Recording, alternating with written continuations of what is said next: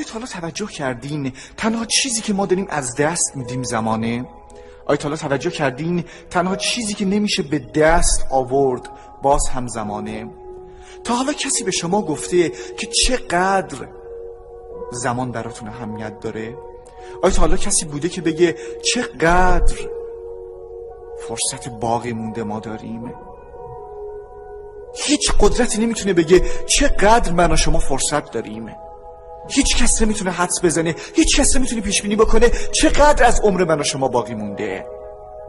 چطور میتونیم زمانی که انقدر ارزش داره رو صرف کارهایی بکنیم که دوست نداریم؟ چطور میتونیم این همه از زمان روزمون رو صرف کارهایی بکنیم که واسمون بی ارزشن؟ واسه چی این همه از زمان زندگیمون رو صرف اینترنت میکنیم؟ اینترنتی که توش هیچی نیست. آیا نمیتونیم استفاده بهتری بکنیم؟ آیا واقعا پیگیری کردن یک کانال یا یک گروه انقدر باید واسه ما مهم باشه؟ آیا واقعا ارزش زمان انقدر پایینه که خیلی از آدما بیشتر اون رو صرف کارهایی میکنن که هیچ ارزشی که نداره، هیچ، اعصاب خودشون هم به هم میریزه؟ دوستان عزیز، تنها زمان رو با زمان جایگزین کنید. تنها زمان رو با زمان جایگزین کنید. هیچ چیز ارزش زمان رو نداره. خواهش میکنم در خرج کردن زمانتون خسیس باشید. در کاری اگر خسیس نیستید، اگر در چیزی خسیس نیستید، اگر در خرج کردن خسیس نیستید، سعی کنید در خرج کردن زمان خسیس باشید. 4 ساعت وقتتون نذارین واسه یه صحبت کردن های بی معنی که آخر سرم اعصابتون خورد بشه. 3-4 ساعت نشینید فیلم نگاه کنید.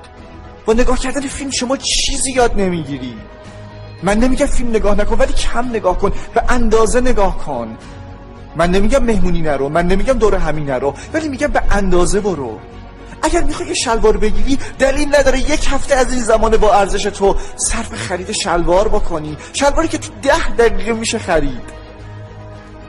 اگر میخوای یه لباسی بخری، بعد از راستش وقت بذار.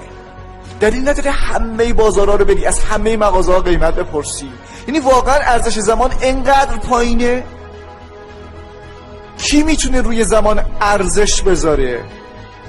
توجه بکنین، کسی رو که میخوان فردا اعدامش بکنن اونقدر زندگی زمان رو میدونه، نه من و شما.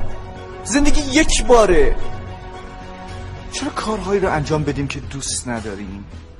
چرا زمانمون رو صرف کارهایی بکنیم که ما رو آزار میدن؟ هیچ کس شما رو مجبور نکرده که کارهایی رو انجام بدید که دوست ندارید. از چی میترسید؟ چرا از شکست خوردن میترسین؟ چرا همون شکست رو تو کاری که دوست دارین نمیخورین؟ مگر شما تو این کارهایی که دارین انجام میدین شکست نمیخورید؟